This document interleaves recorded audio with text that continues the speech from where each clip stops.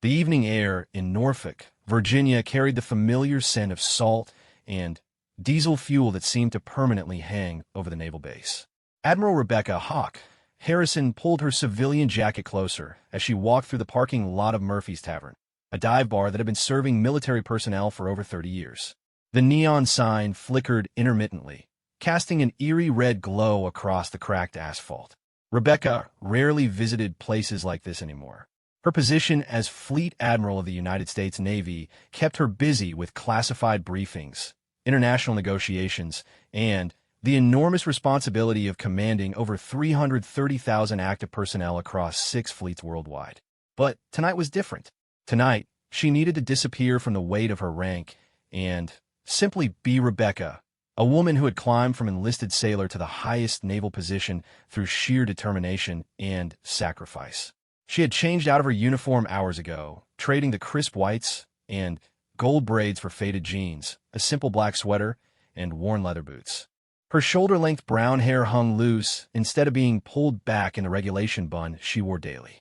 Without the uniform, the medals, and the unmistakable bearing of command, she looked like any other woman in her 40s grabbing a drink after a long day. The interior of Murphy's was exactly what she expected: dim lighting, sticky floors, and the kind of atmosphere where people came to forget their troubles rather than discuss them. Country music played from speakers that had seen better decades, competing with the sound of pool balls clicking and the occasional cheer from patrons watching a baseball game on the mounted televisions. Rebecca found an empty stool at the far end of the bar, away from the crowd of young sailors and Marines who were clearly enjoying their shore leave. She ordered a whiskey, neat, and settled in to watch the game while her mind finally began to unwind from the day's stress. The bartender, a grizzled man with Navy tattoos covering his forearms, served her drink without the usual small talk, which suited her perfectly. For the first time in weeks, Rebecca felt her shoulders relax. No one here knew who she was. No one was seeking her approval for million-dollar decisions or briefing her on potential international incidents. She was just another customer nursing a drink and trying to forget about work. The piece lasted exactly 47 minutes. Corporal Jake Morrison had been drinking since his unit returned from a 6-month deployment in the Pacific. The 24-year-old Marine had seen action that aged him beyond his years, and tonight he was determined to drown the memories that kept him awake at night. His buddies had already moved on to a strip club downtown, but Jake preferred the familiar comfort of Murphy's, where the drinks were strong and nobody asked questions. He had noticed the woman at the end of the bar when he walked in for his 4th beer. She was attractive in a quiet way, sitting alone and minding her own business. Jake's judgment, clouded by alcohol and months of isolation, interpreted her solitude as an invitation rather than a preference. Rebecca sensed him approaching before she heard his footsteps. It was an instinct developed over decades of military service. Always be aware of your surroundings. Always know who's moving in your direction. She kept her eyes on the television, hoping he would pass by, but she felt him slide onto the stool next to her. "Buy you a drink?" Jake's words were slightly slurred, his breath heavy with beer and whiskey. Up close, Rebecca could see he was young, probably barely old enough to drink legally, with a kind of hard expression that came from seeing too much too soon. "I'm fine, thanks," Rebecca replied politely, not looking away from the screen. She had learned long ago that engaging with drunk military personnel in bars rarely ended well, regardless of her rank. "Come on, don't be like that," Jake pressed, moving closer until she could smell the alcohol radiating from his skin. "I just got back from deployment. Haven't talked to a pretty woman in months." Rebecca finally turned to look at him, her expression neutral but firm. "I said I'm fine. Enjoy your evening." The rejection stung Jake's already bruised ego. 6 months of following orders, of watching friends get injured, of sleeping in uncomfortable conditions while missing home, it all bubbled up into an irrational anger directed at this woman who wouldn't even give him the time of day. "What's your problem, lady?" Jake's voice rose, drawing attention from nearby patrons. "I'm trying to be nice here. You too good to talk to a Marine?" Rebecca's training kicked in. She recognized the signs of a young service member struggling with reintegration, probably dealing with trauma and using alcohol as a coping mechanism. Her voice remained calm and measured. "I'm just trying to have a quiet drink. There are plenty of other people here who would probably enjoy your company." But Jake was beyond reason. The alcohol, the stress, and Months of pent-up frustration had created a perfect storm of poor judgment. In his intoxicated state, he saw her politeness as condescension, her calm tone as dismissal of his service and sacrifice. "You think you're better than me?" Jake stood up, swaying slightly, his voice carrying across the increasingly quiet bar. "I've been overseas protecting people like you, and you can't even be decent enough to have a conversation?" The bartender started moving toward them, recognizing the signs of the situation about to escalate. Several other patrons had turned to watch, including a table of Navy petty officers who were beginning to look concerned. Rebecca remained seated, her posture relaxed but alert. She had handled situations like this before, though usually while in uniform with the full authority of her rank behind her. "I appreciate your service," she said quietly, hoping to de-escalate.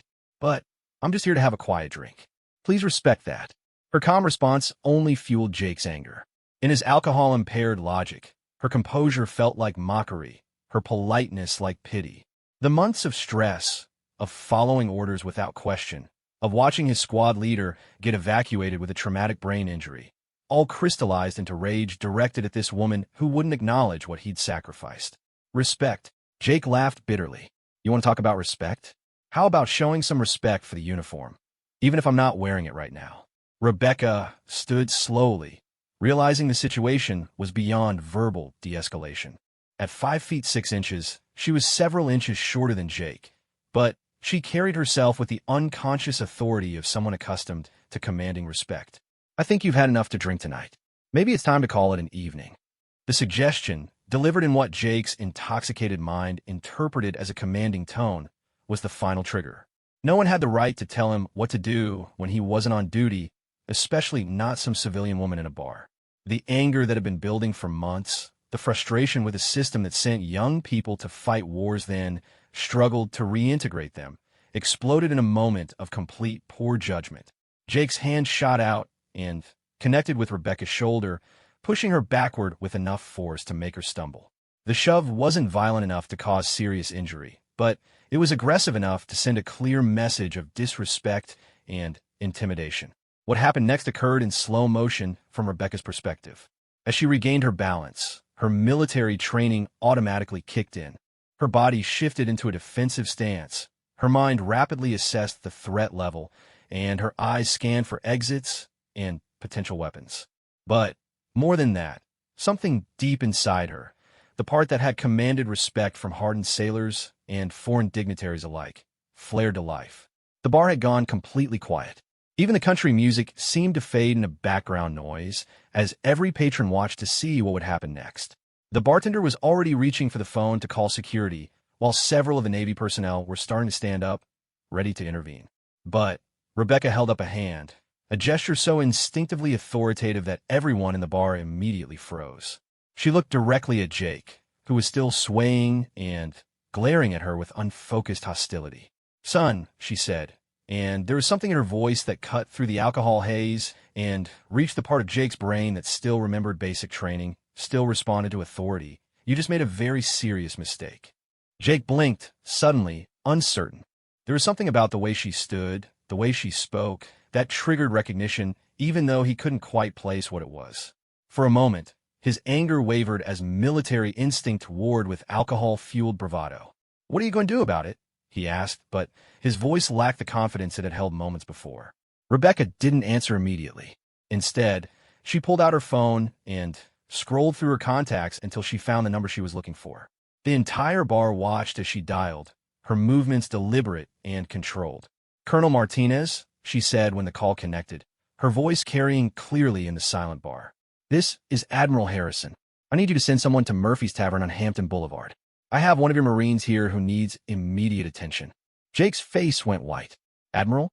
The word cut through his alcohol-impaired consciousness like a cold blade. He looked at the woman he had just shoved, really looked at her for the first time, and began to see past the civilian clothes to the bearing, the posture, the unmistakable presence of someone accustomed to absolute authority. "Yes, sir," Rebecca continued into the phone, her eyes never leaving Jake's face. "Corporal Morrison, I'll wait here until your people arrive." She ended the call and slipped the phone back in her pocket. The silence in the bar was so complete that the sound of a beer bottle being set down at a corner table echoed like a gunshot. Jake tried to speak, tried to form an apology or an explanation, but no words came. The alcohol that had fueled his anger moments before now seemed to amplify his growing horror at what he had done. An admiral. He had shoved an admiral of the United States Navy. "Sit down, Corporal," Rebecca said quietly, and Jake's legs gave out as if she had physically pushed him into the chair. Military conditioning ran deeper than alcohol, and her voice carried the kind of authority that demanded immediate obedience.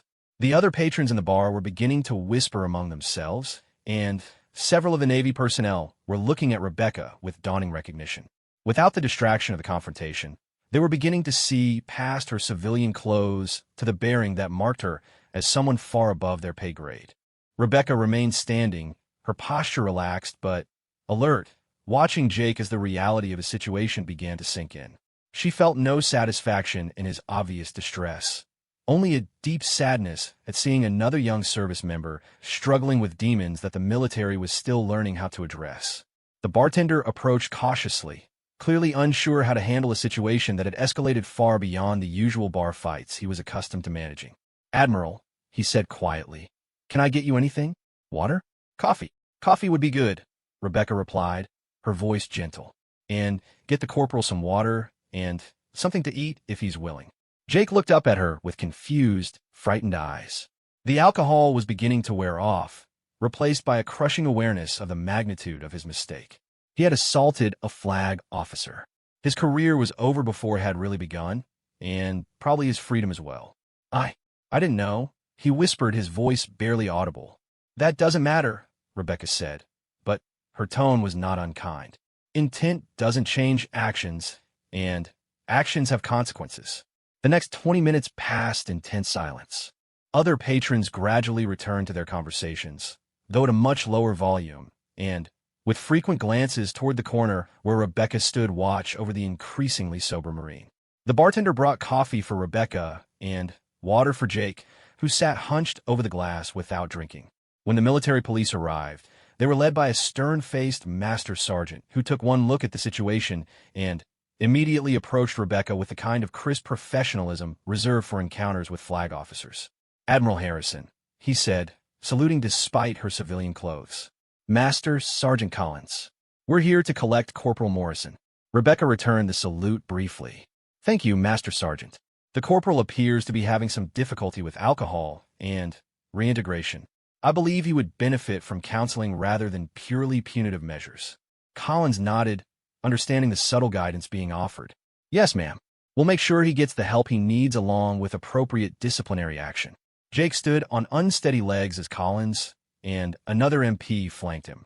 Before they could lead him away, he turned back to Rebecca, his eyes red with shame and the beginning of tears. "Admiral," he said, his voice breaking, "I'm sorry. I'm so sorry. I didn't mean. I wasn't thinking." Rebecca looked at him for a long moment, seeing not the aggressive drunk who had shoved her, but a young man who had served his country and was now struggling to find his place in a world that often didn't understand what he had experienced. "Corporal Morrison," she said, her voice carrying clearly across the quiet bar. "You served overseas. You answered your country's call and did your duty. That matters. But so does what happened here tonight." She paused, letting her words sink in. "You have a choice now. You can let this mistake define you, or you can use it as an opportunity to get the help you need and become the Marine I believe you still have the potential to be." Jake nodded, unable to speak past the lump in his throat. As the MPs led him away, he looked back once more at the woman whose life he had potentially changed forever with one moment of drunken poor judgment. After they left, Rebecca finished her coffee in silence while the bar gradually returned to its normal rhythm. The Navy personnel who had recognized her maintained a respectful distance, understanding that she was off duty and seeking privacy. As she prepared to leave, the bartender approached with her check. "It's on the house, Admiral," he said quietly. "And thank you for how you handled that." A lot of officers would have thrown the book at him. Rebecca shook her head. "He's one of ours. Sometimes our people need help more than they need punishment." She left Murphy's Tavern that night with her anonymity destroyed, but her conscience clear. The young Marine would face consequences for his actions, but he would also get the help he needed. Sometimes that was the best outcome possible in an imperfect world. What she didn't know was that this incident would set in motion a chain of events that would test not only her leadership, but her compassion as the story of what happened that night began to spread throughout the naval community and beyond. The next morning would bring new challenges, new decisions, and new opportunities to demonstrate that true leadership sometimes meant looking beyond the immediate offense to see the person underneath, and the potential for redemption that existed even in the darkest moments of failure. Admiral Rebecca Harrison arrived at the Pentagon at 0530 hours, 2 hours earlier than usual. The incident at Murphy's Tavern had kept her awake most of the night, not because of the physical confrontation, but because of what she had seen in Corporal Morrison's eyes, a young warrior lost in a world that no longer made sense to him. Her office on the 4th floor of the Pentagon was a testament to 3 decades of naval service. The walls displayed photographs of her with presidents, foreign dignitaries, and crew members from various commands she had held throughout her career. Her desk, crafted from wood salvage from the USS Constitution, held neat stacks of classified briefings, budget reports, and personnel files that required her immediate attention. But this morning, her focus was elsewhere. She had spent the early hours researching Corporal Jake Morrison's service record, trying to understand what had led a decorated Marine to such a moment of catastrophic judgment. What she found painted a picture of a young man who had joined the Marines straight out of high school in rural Montana. His father had served in Vietnam, his grandfather in World War II. Military service was a family tradition, not just a career choice. Morrison's initial evaluations showed promise. High scores in marksmanship, leadership potential, and a strong work ethic that impressed his drill instructors. His deployment record told a different story. 6 months in a forward operating base in the Pacific, where his unit had faced regular hostile action. 3 members of his squad had been wounded in an IED attack, including his squad leader, Sergeant Maria Rodriguez, who had been evacuated with a traumatic brain injury that ended her military career. Morrison had been the one to apply first aid and coordinate the helicopter evacuation that saved her life. The after-action reports praised his quick thinking and courage under fire. But Rebecca could read between the lines. She had seen enough young service members struggle with the psychological aftermath of combat to recognize the signs of someone carrying invisible wounds. Her reflection was interrupted by a sharp knock on her door. "Enter," she called, setting Morrison's file aside. Captain Sarah Chun, her chief of staff, entered with a morning intelligence briefing and a concerned expression. "Admiral, there's something you need to know. The incident last night is already making waves." Rebecca raised an eyebrow. "How so?" "Someone at the bar took a video," Chun explained, setting a tablet on the desk. "It's already been posted on social media. The quality isn't great, but it clearly shows the confrontation and your phone call." Rebecca watched the shaky footage that captured the moment Morrison shoved her and her subsequent phone call to Colonel Martinez. The audio was poor, but her identification of herself as an admiral was clearly audible. "How many views?" Rebecca asked. "Over 50,000 and climbing. The comments section is volatile." Rebecca scrolled through the comments, her expression growing grimmer with each post. Veterans were divided between outrage at Morrison's actions and criticism of her handling of the situation. Civilians were demanding everything from Morrison's immediate court-martial to Rebecca's resignation for frequenting inappropriate establishments. "The media has picked it up too," Chin continued. "Fox News, CNN, and The Washington Post have all reached out for comment. The Secretary of the Navy's office called 20 minutes ago asking for a full briefing." Rebecca closed the tablet and leaned back in her chair. In the modern age of social media and instant communication, even private moments could become public spectacles. The incident that she had hoped to handle quietly within military channels had become a national news story. "Schedule a press conference for this afternoon," Rebecca decided. "And give me a meeting with Secretary Morrison, no relation to our corporal, as soon as possible." "Ma'am, with respect, are you sure about the press conference? Legal recommends letting this die down quietly." Rebecca stood and walked to the window, looking out at the courtyard where early morning joggers were completing their daily fitness routines. "Captain, in my experience, when you try to bury a story, it usually grows stronger underground. Better to address it directly and control the narrative." What Rebecca couldn't have anticipated was that the story had already taken on a life of its own. Corporal Morrison's family had been contacted by reporters within hours of the video going viral. His mother, Susan Morrison was a school teacher in Billings, Montana, who had spent the night fielding phone calls from journalists wanting to know about her son's violent assault on a female admiral. Meanwhile, at the Marine Corps detention facility at Quantico, Jake Morrison was experiencing the worst hangover of his life, compounded by the crushing weight of his situation. He had been processed, photographed, and assigned to a holding cell while his case was reviewed by both Marine Corps and naval authorities. Master Sergeant Collins had been surprisingly gentle during the initial interview, focusing more on Morrison's mental health than his disciplinary infractions. The questions about his deployment, his drinking habits, and his adjustment to civilian life painted a picture that Collins recognized all too well. "Morrison," Collins said, setting down his pen and looking directly at the young Marine, "I'm going to ask you something, and I want you to think carefully before you answer. When was the last time you slept through the night without nightmares?" The question hit Morrison like a physical blow. He stared at his hands, calloused from months of handling weapons and equipment, and tried to remember. 3 months? 6 months? The truth was, he couldn't recall the last time he had awakened feeling rested instead of terrified. "I don't know, Master Sergeant," he whispered. "What about flashbacks? Sudden anger? Feeling disconnected from people who haven't been where you've been?" Morrison's shoulders began to shake. The tough exterior he had maintained throughout his military career crumbled as months of suppressed trauma finally found a voice. "Every day," he admitted. "Every single day since Rodriguez got hurt. I keep seeing her face when the blast went off. I keep thinking I should have done something different, should have seen the signs, should have been the one hurt instead of her." Collins finished. "Son, what you're describing sounds like post-traumatic stress disorder. Have you talked to anyone about this? Counselors, chaplains, family?" Morrison shook his head. "Marines handle their business. We don't complain. We adapt and overcome." Collins sighed, recognizing the toxic culture that often prevented service members from seeking help when they needed it most. "Morrison, courage isn't just facing enemy fire. Sometimes the bravest thing a warrior can do is admit when they need help." Back at the Pentagon, Rebecca was receiving her morning briefing from Admiral James Walsh, the Chief of Naval Operations, and her immediate superior.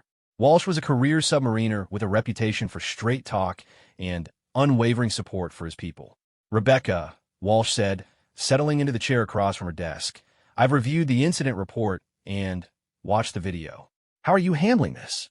"I'm more concerned about Corporal Morrison than about the media attention," Rebecca replied. "His service record suggests someone struggling with combat trauma, not a habitual troublemaker." Walsh nodded.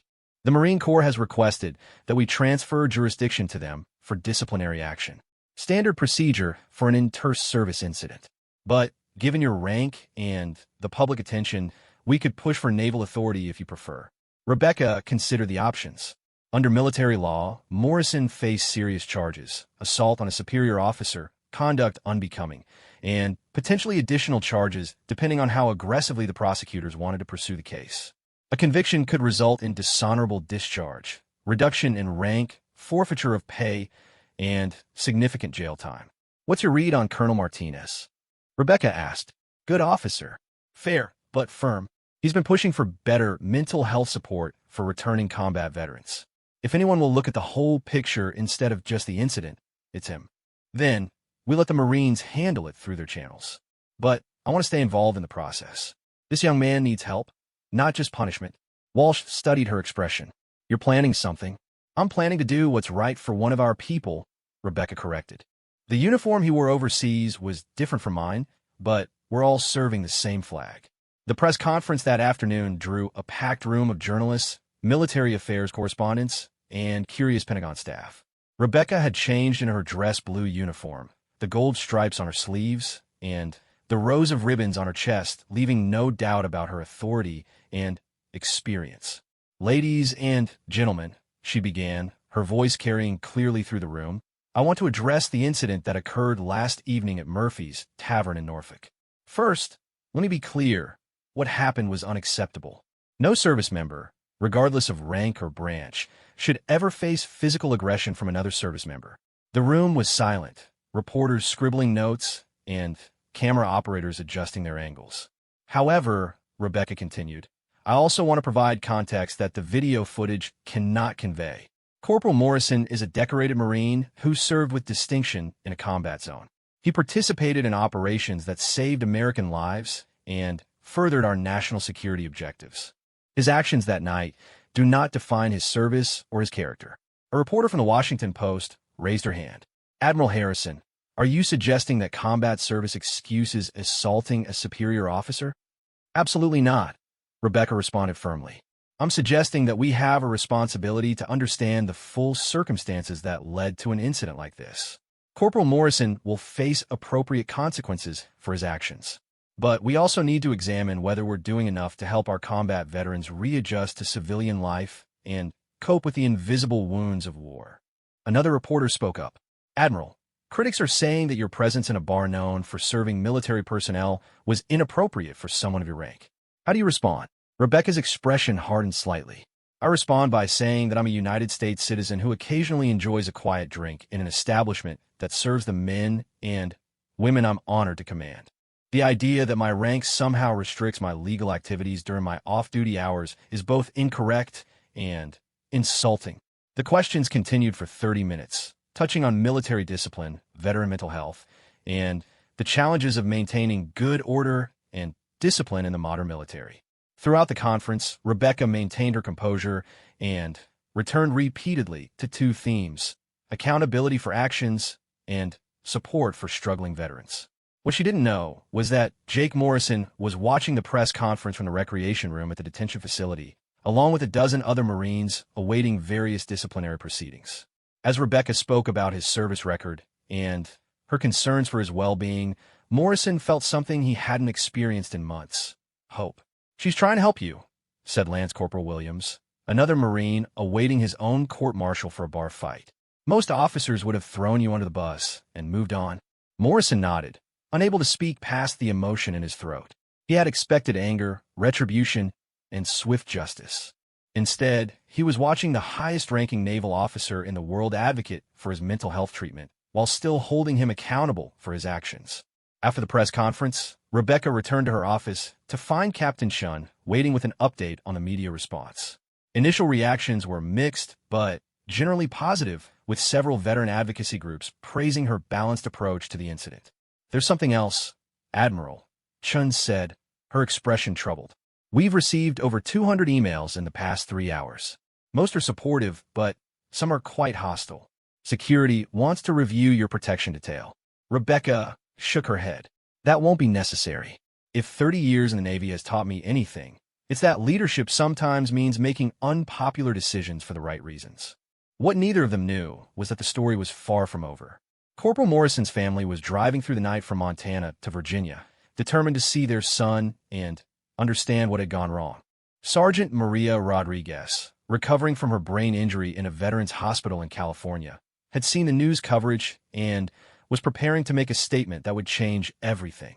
The incident at Murphy's Tavern had started as a drunken confrontation between two service members. But it was evolving into something much larger, a national conversation about how America treats its veterans, the challenges of command in the modern military, and the complex relationship between justice and compassion. As Rebecca worked late into the evening, reviewing reports and preparing for the difficult decisions ahead, she reflected on the weight of command. Every choice she made would affect not just Jake Morrison's future, but the precedent for how the military handled similar situations involving struggling veterans. The young Marine who had shoved her in a moment of poor judgment had inadvertently created an opportunity, a chance to demonstrate that strength and compassion were not mutually exclusive, that true leadership meant seeing beyond the immediate offense to address the underlying problems that created it. The next morning would bring new challenges, as Morrison's court-martial proceedings began, and Rebecca found herself walking a careful line between supporting a struggling veteran and maintaining the discipline essential to military effectiveness. The eyes of a nation were watching, and the decisions made in the coming days would resonate far beyond a single incident in a Norfolk bar. The morning sun cast long shadows across the Marine Corps base Quantico as Susan Morrison stood at the visitor's gate, her hands trembling as she clutched the temporary visitor's badge. She had driven 16 hours straight from Montana, sustained only by coffee and the desperate need to see her son. The woman who had raised Jake after his father died in a mining accident 7 years earlier was now facing every military parent's nightmare. At the same time, 3 time zones away in San Diego, former Marine Sergeant Maria Rodriguez was sitting in her hospital bed, staring at her laptop screen. The video of the incident at Murphy's Tavern had been sent to her by another Marine from her former unit, and she had watched it a dozen times, each viewing filling her with a growing sense of responsibility. Rodriguez's recovery from the traumatic brain injury had been slower than doctors initially hoped. The explosion that had nearly killed her had left her with memory issues, chronic headaches, and difficulty processing complex information. But there was nothing wrong with her understanding of loyalty, and she recognized the pain in Jake Morrison's actions that night. She began typing an email to Admiral Harrison, her fingers moving slowly across the keyboard as she struggled to find the right words to explain what she knew about the young Marine who had saved her life. Back at Quantico, Jake Morrison was experiencing his first formal meeting with his defense attorney, Captain Lisa Park, a Marine Corps lawyer who specialized in military justice cases involving combat veterans. Captain Park had reviewed Morrison's service record, psychological evaluation reports, and the circumstances of his arrest with a thoroughness that had made her one of the most respected defense attorneys in the Corps. "Corporal Morrison," she began, settling into the chair across from him in the small conference room.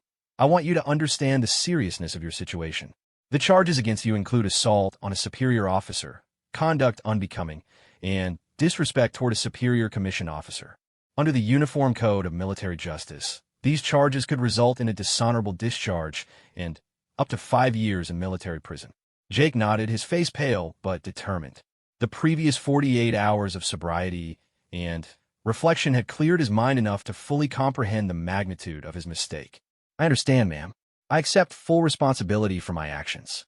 That's admirable, but my job is to ensure you receive a fair defense regardless of your desire to accept responsibility," Park continued. "I've been reviewing your service record, and I believe there are mitigating circumstances that the court needs to consider." She opened a thick file and began reading from Morrison's military records. Commendation for courage under fire during the rescue of Sergeant Rodriguez. Meritorious Service Award for leadership during convoy operations. Excellent fitness reports from your squad leaders and platoon commander. This isn't the record of a problem Marine, Corporal.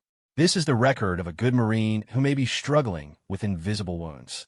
Morrison's jaw tightened as she mentioned Rodriguez. "How is she?" "Sergeant Rodriguez? I haven't heard anything since she was evacuated." "She's alive and recovering, thanks in large part to your quick thinking and first aid," Park replied. "In fact, she's been trying to contact your command to provide character testimony for your defense." For the first time since his arrest, Jake Morrison felt a flicker of hope. If Rodriguez was well enough to advocate for him, perhaps his situation wasn't entirely hopeless. Meanwhile, at the Pentagon, Admiral Harrison was dealing with an unexpected development. Secretary of the Navy Michael Thompson had requested an urgent meeting to discuss the Morrison case and its broader implications for military policy. Thompson, a former Marine himself who had transitioned to civilian leadership after retiring as a colonel, understood both the legal complexities and the public relations challenges surrounding the incident. His office, decorated with Marine Corps memorabilia and photographs from his own combat deployments, reflected the perspective of someone who had walked in the boots of the young Marines he now helped oversee. "Rebecca," Thompson began as she entered his office, "I've been watching the coverage of this incident, and I'm concerned about the precedent we might be setting. If we appear to excuse assault on superior officers because of combat stress, we could undermine military discipline across all branches." Admiral Harrison took the seat across from his desk, her expression thoughtful. "Michael, I understand the concern about discipline, but I think we need to consider whether our current approach to combat stress is actually serving military readiness or undermining it." She pulled out a folder containing statistics that her staff had compiled overnight. "In the past year alone, we've had 47 incidents of violence involving recently returned combat veterans. Suicide rates among our youngest service members are at historic highs. We're losing more people to invisible wounds than we lost to enemy action in some recent conflicts." Thompson reviewed the statistics, his expression growing more serious with each page. "What are you suggesting?"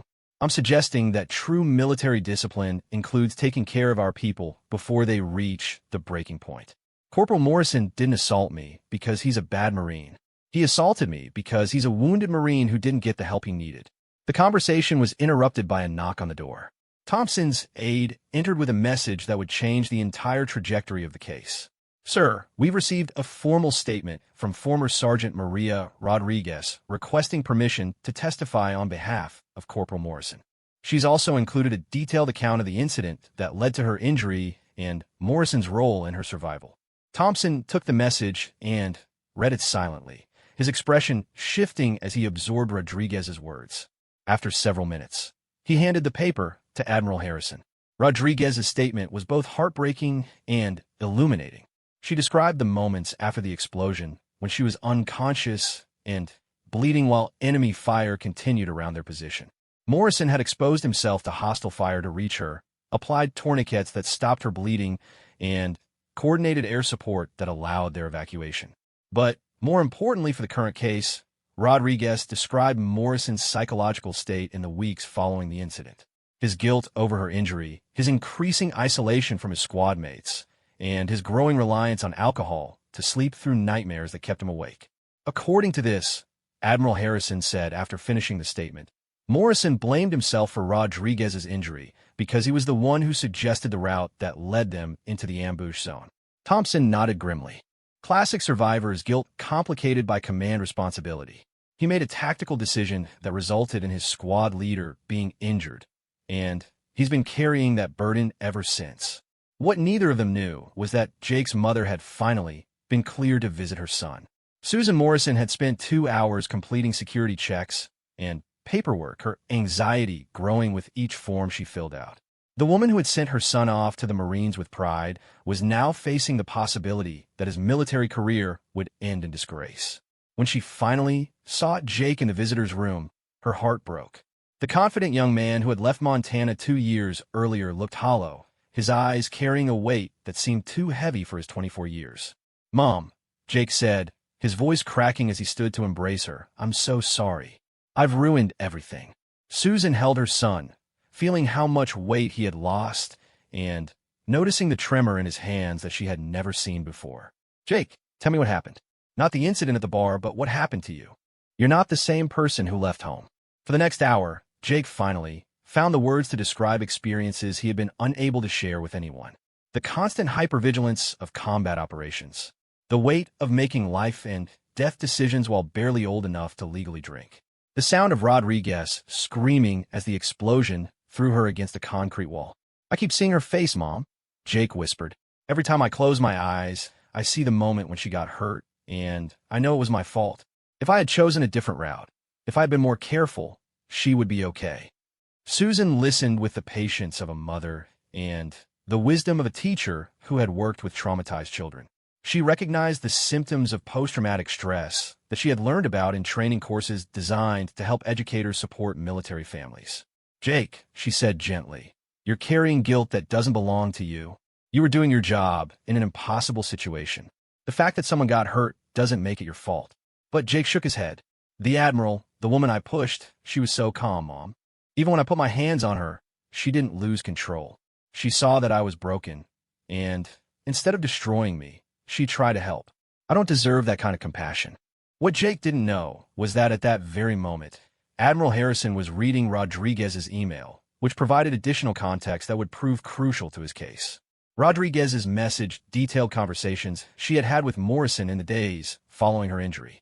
Despite his own trauma, he had visited her every day she remained on the base, bringing her books, handling correspondence with her family, and ensuring she was never alone during the most difficult moments of her recovery. The email also revealed that Morrison had been experiencing nightmares, panic attacks, and drinking problems for months before the incident at Murphy's Tavern. Rodriguez had tried to convince him to seek help from military mental health professionals, but Morrison had refused, believing that admitting psychological problems would hurt his career and let down his fellow Marines. "Admiral," Rodriguez wrote, "Jake Morrison is one of the finest Marines I've ever served with. His actions that night don't reflect his character. They reflect a system that taught him to suffer in silence rather than seek help when he needed it most. If there's any justice in this process, it will focus on healing him rather than just punishing him." As Admiral Harrison finished reading the email, her resolve crystallized. The Morrison case had the potential to become a landmark example of how the military justice system could balance accountability with compassion, punishment with rehabilitation. She picked up her phone and dialed Colonel Martinez's direct number. "Colonel," she said when he answered. "I want to discuss the Morrison case. I believe we have an opportunity to demonstrate progressive leadership while maintaining military discipline." Martinez had been expecting this call. "Admiral, I've been reviewing similar cases from the past year, and I think you're right. This young Marine needs help more than he needs punishment. I want to propose something unconventional," Admiral Harrison continued. "What if we structured his plea agreement to include mandatory mental health treatment, community service related to veteran support, and gradual reintegration rather than simply punitive measures?" The suggestion was bold, potentially controversial, and exactly the kind of innovative thinking that could change how the military approached similar cases in the future. Meanwhile, Captain Park was meeting with Morrison again, this time with Rodriguez's statement and character references from other members of his unit. The picture that emerged was of a dedicated Marine who had been slowly consumed by guilt and trauma until a moment of poor judgment destroyed the careful facade he had maintained. "Corporal," Park said, "I want you to consider pleading guilty to the charges in exchange for a sentence that focuses on treatment and rehabilitation rather than purely punitive measures. It won't be easy, and you'll still face serious consequences, but it could be the path to getting your life back on track." Morrison considered the proposal, thinking about his mother's words and Admiral Harrison's unexpected compassion. For the first time since the incident, he began to believe that his story might not have to end in disgrace. As evening fell over Quantico, multiple conversations were taking place that would determine not just Jake Morrison's future, but the future of how the military addressed combat trauma and discipline. The incident that had started with a drunken shove in a Norfolk bar was evolving into an opportunity to demonstrate that true strength sometimes meant choosing healing over punishment, understanding over condemnation. The next morning would bring the formal court-martial proceedings, where all of these conversations would converge into decisions that would resonate throughout the military community and beyond. Admiral Harrison's choice to see beyond Morrison's worst moment to the wounded warrior underneath was about to be tested in the harsh light of military justice.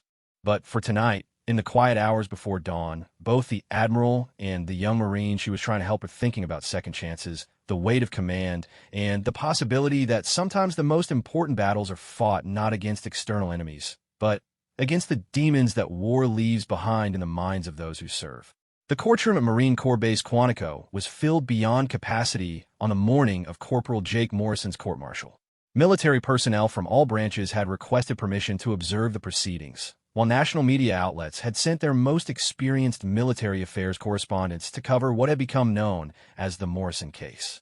Admiral Rebecca Harrison sat in the front row of the gallery, her dress blue uniform crisp and her bearing erect despite the emotional weight of the moment. She had made the unprecedented decision to attend the trial of the young Marine who had assaulted her, a choice that had generated intense debate within military leadership circles. Colonel David Martinez, presiding over the court-martial as the commanding officer, entered the courtroom followed by the panel of officers who would determine Morrison's fate. The military jury consisted of 2 lieutenant colonels, a major, and a captain, all combat veterans who understood the complexities of war's psychological toll. Jake Morrison stood as the court was called to session, his Marine dress blue uniform bearing the ribbons he had earned during his deployment. His mother Susan sat directly behind him, her face pale but determined. Beside her sat an unexpected figure, Sergeant Maria Rodriguez, who had flown in from California against her doctor's recommendations to testify on Morrison's behalf. Rodriguez still bore the visible scars of her injuries, including a slight tremor in her left hand from the traumatic brain injury. But her presence spoke more powerfully than words about the bonds forged in combat and the loyalty that transcended rank and circumstance. Captain Lisa Park rose to address the court as Morrison's defense counsel. Her opening statement would set the tone for a trial that many viewed as a test case for how the military justice system would adapt to address combat trauma. "Honorable members of the court," Park began, her voice carrying clearly through the silent room. "The facts of this case are not in dispute. Corporal Morrison did assault Admiral Harrison at Murphy's Tavern on the evening in question. He has pleaded guilty to these charges and accepts full responsibility for his actions." She paused, allowing the weight of that admission to settle before continuing. "However, the law requires that you consider not just the facts of the offense, but the circumstances surrounding it and the character of the accused. What you will hear today is the story of a dedicated Marine who answered his country's call, served with distinction in combat, and returned home carrying invisible wounds that our military is still learning how to treat.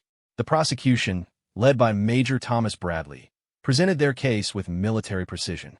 Security footage from Murphy's Tavern clearly showed Morrison's aggressive behavior and the physical assault on Admiral Harrison. Testimony from witnesses confirmed the sequence of events and Morrison's intoxicated state. But Major Bradley also acknowledged the complexity of the case in his presentation. The prosecution recognizes that Corporal Morrison is a decorated Marine who served honorably in combat. However, military discipline cannot be maintained if we excuse criminal behavior based on off-duty personal struggles. The accused made choices that night that he must be held accountable for. When Admiral Harrison was called to testify, the courtroom fell silent. Her testimony would be the most crucial element in determining Morrison's fate, and everyone present understood the precedent her words would set. Under oath, Admiral Harrison recounted the events at Murphy's Tavern with clinical precision. She described Morrison's intoxication, his aggressive behavior, and the moment when he physically shoved her. Her testimony was factual, measured, and devastating in its clarity. But when Captain Park rose for cross-examination, Admiral Harrison's responses revealed the compassion that had driven her involvement in the case. Admiral Harrison, Park asked, in your professional opinion, did Corporal Morrison's behavior that evening reflect deliberate disrespect for your rank and authority, or something else? Major Bradley objected, arguing that the question called for speculation, but Colonel Martinez allowed it to proceed. In my opinion, Admiral Harrison replied, Corporal Morrison's behavior reflected the actions of a young man struggling with psychological trauma who had turned to alcohol as a coping mechanism. His disrespect was directed at his own pain, not at my authority. Have you encountered similar situations during your 3 decades of military service? Park continued, unfortunately, yes. Too many times. We have an epidemic of combat veterans who return home with invisible wounds and inadequate support systems. Many turn to alcohol or other destructive behaviors because they don't know how else to cope with what they've experienced. The most powerful moment of the trial came when Sergeant Rodriguez took the stand. Moving slowly due to her ongoing balance issues, she approached the witness chair with the assistance of a walking cane. The courtroom was absolutely silent as she raised her right hand to be sworn in. Rodriguez's testimony painted a picture of Jake Morrison that contrasted sharply with the aggressive drunk from a bar footage. She described a Marine who had risked his life repeatedly to protect his squad, who had saved her life through quick thinking and courage under fire, and who had been consumed by guilt over her injuries despite being the reason she survived. Corporal Morrison visited me every day during my recovery, Rodriguez testified, her voice strong despite her physical limitations.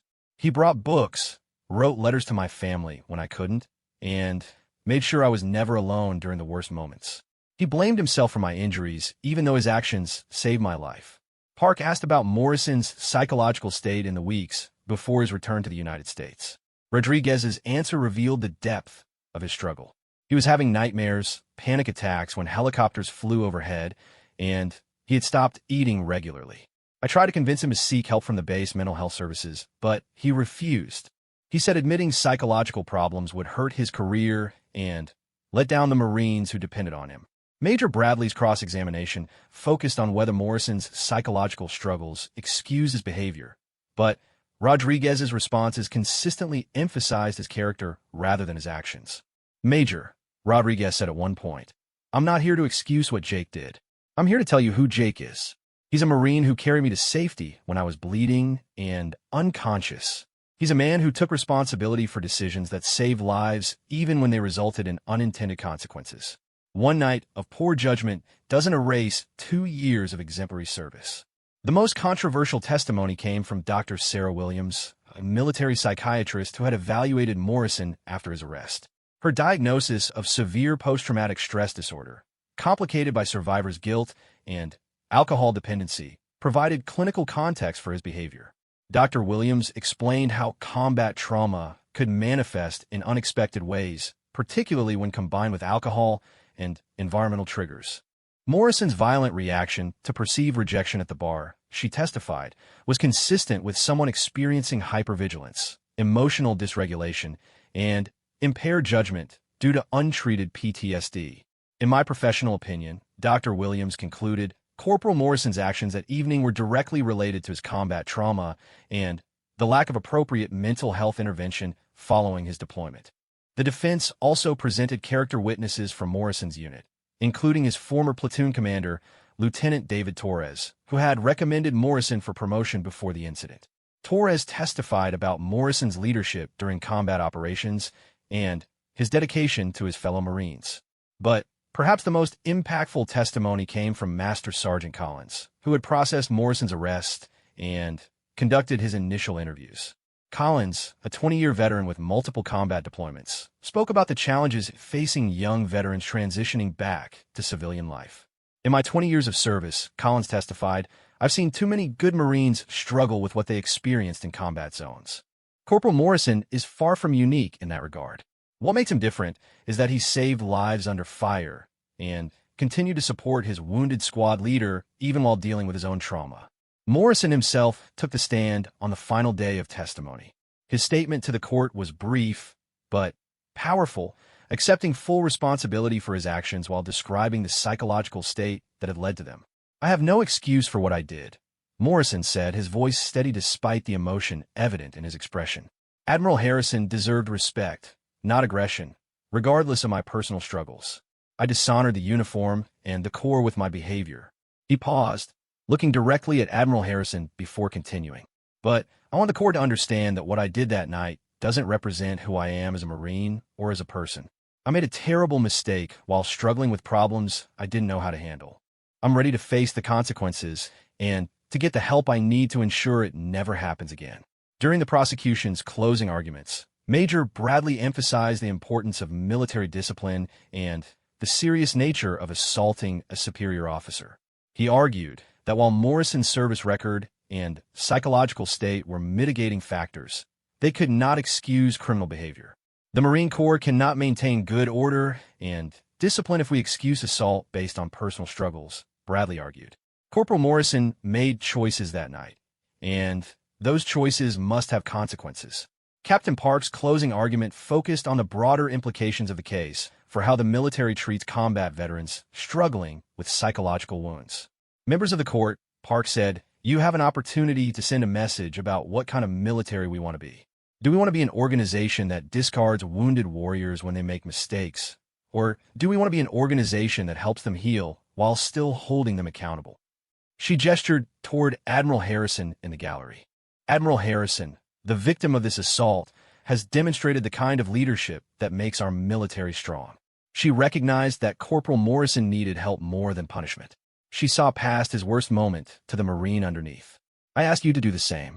The court recessed for deliberation, leaving Morrison and his supporters to wait for a decision that would determine not just his future, but the precedent for similar cases throughout the military. Admiral Harrison used the recess to speak privately with Morrison's mother, Susan, offering words of support and understanding that only another military family could provide. Mrs. Morrison, Admiral Harrison said, regardless of the court's decision, your son is a good Marine who served his country with honor. One mistake doesn't define a life or a career. Susan Morrison, tears in her eyes, thanked the Admiral for her compassion and for seeing her son's potential rather than just his problems. As the court reconvened for the verdict, the tension in the room was palpable. Morrison stood at attention as Colonel Martinez read the panel's decision, his fate hanging in the balance of military justice and human compassion.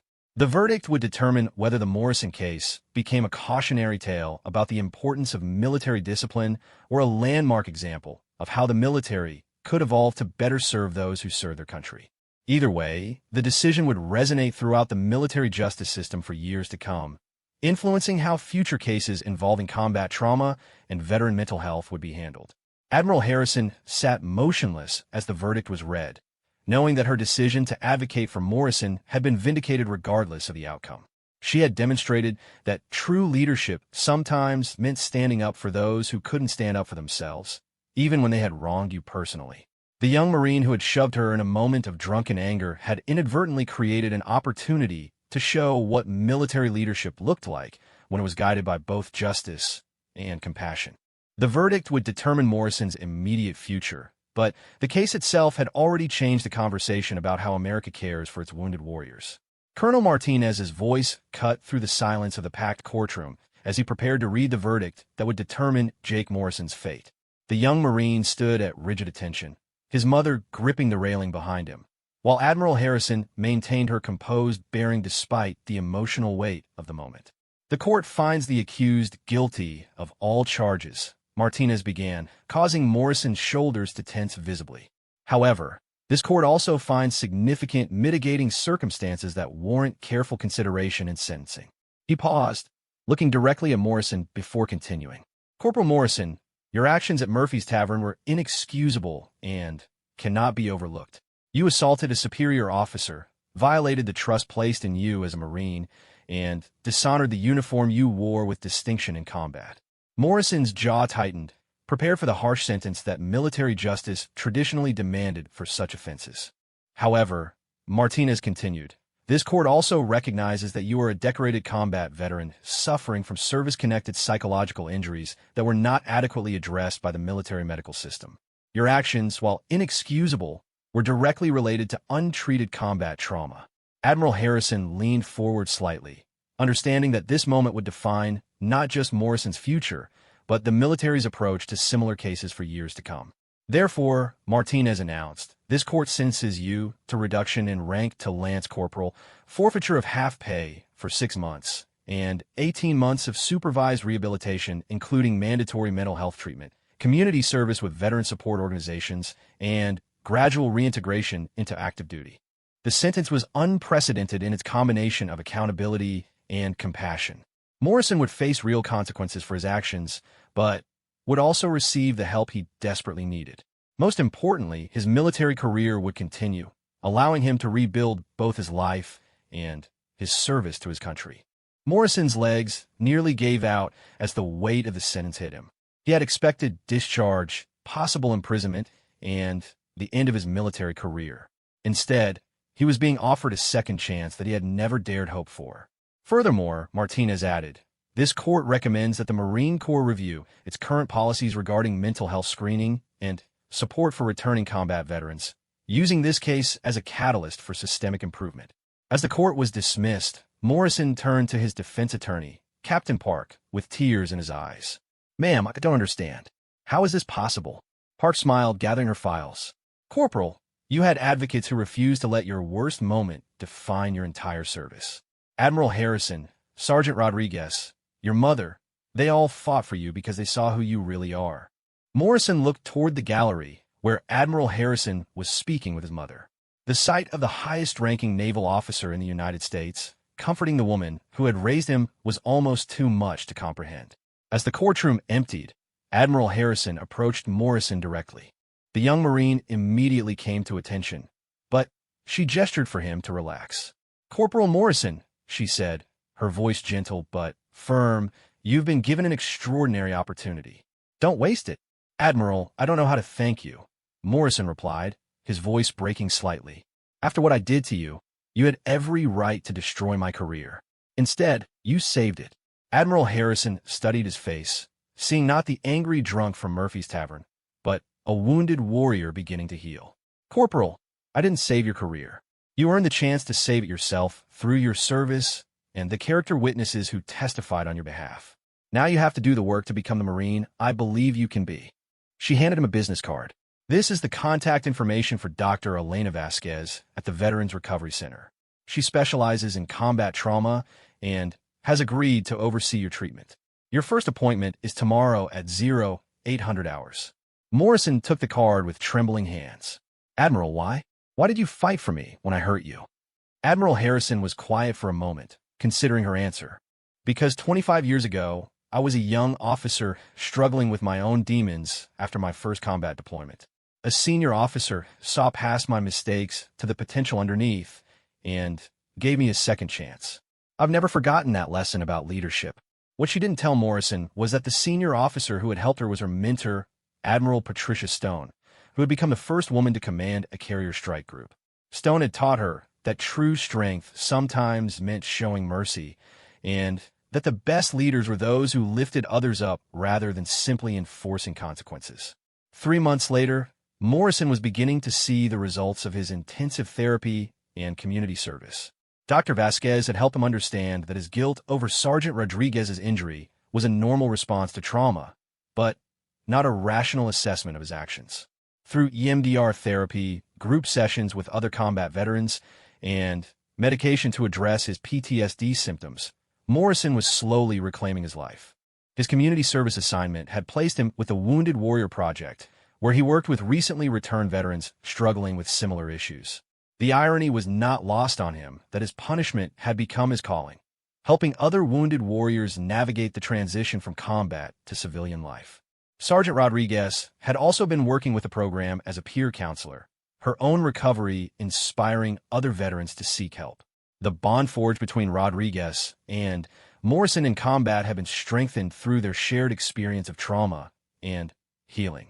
One afternoon, as Morrison was leading a group session for new veterans, Admiral Harrison made an unannounced visit to the center. She had been following his progress through reports from Dr. Vasquez and wanted to see firsthand how he was adapting to his new role. Morrison was in the middle of describing his own experience with PTSD to a group of recently returned Marines when he noticed Admiral Harrison in the back of the room.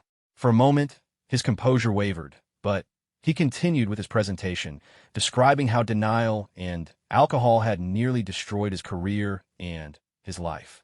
The hardest part, Morrison told the group, was admitting that I needed help. I thought asking for help made me weak, that it meant I wasn't a good Marine.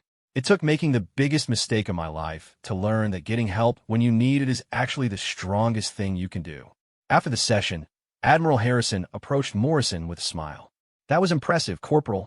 How do you feel about this work?" "It's the most important thing I've ever done, ma'am," Morrison replied. "These Marines are where I was 6 months ago, lost, angry, and convinced they have to handle everything alone. If my story helps even one of them get help sooner, then maybe some good came from that night at Murphy's." Admiral Harrison nodded approvingly. "Have you given thought to your long-term career goals? Dr. Vasquez tells me you've shown exceptional potential in peer counseling." Morrison had been considering this very question. His time working with wounded veterans had revealed a passion he hadn't known he possessed. "I'd like to stay in the Corps if they'll have me, but I want to specialize in veteran support and mental health advocacy. Maybe pursue additional training in counseling or social work." "That's exactly what I hoped you'd say," Admiral Harrison replied. "The Marine Corps is launching a new program for peer support specialists.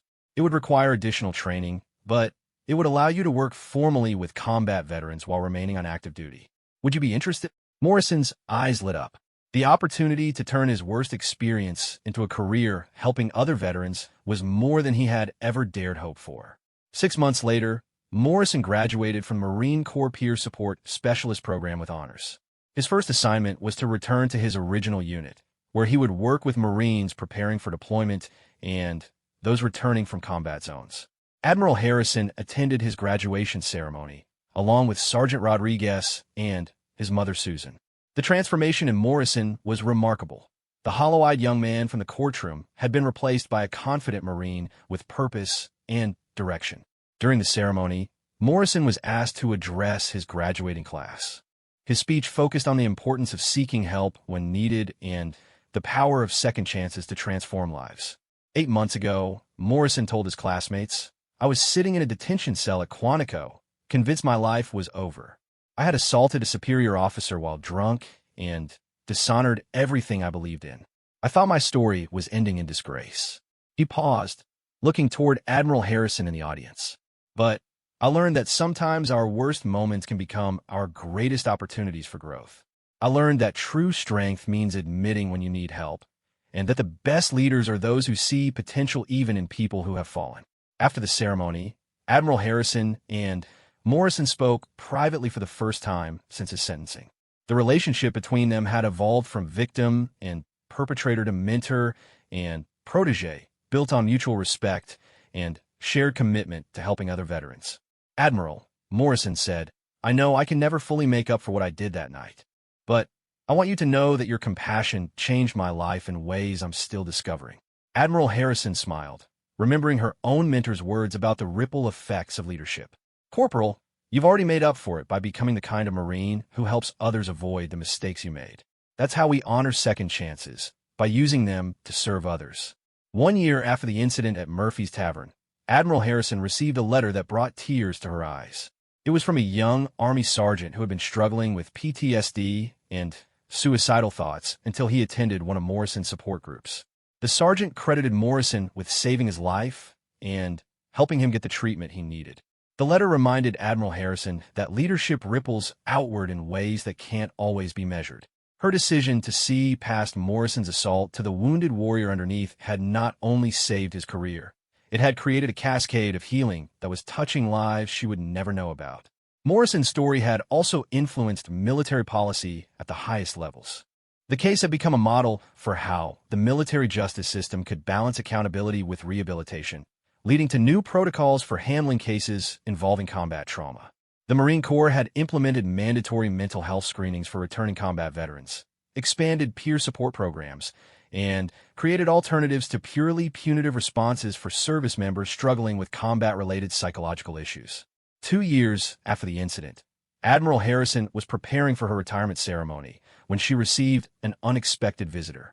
Morrison, now a sergeant again and a certified peer support specialist, had requested permission to speak with her privately.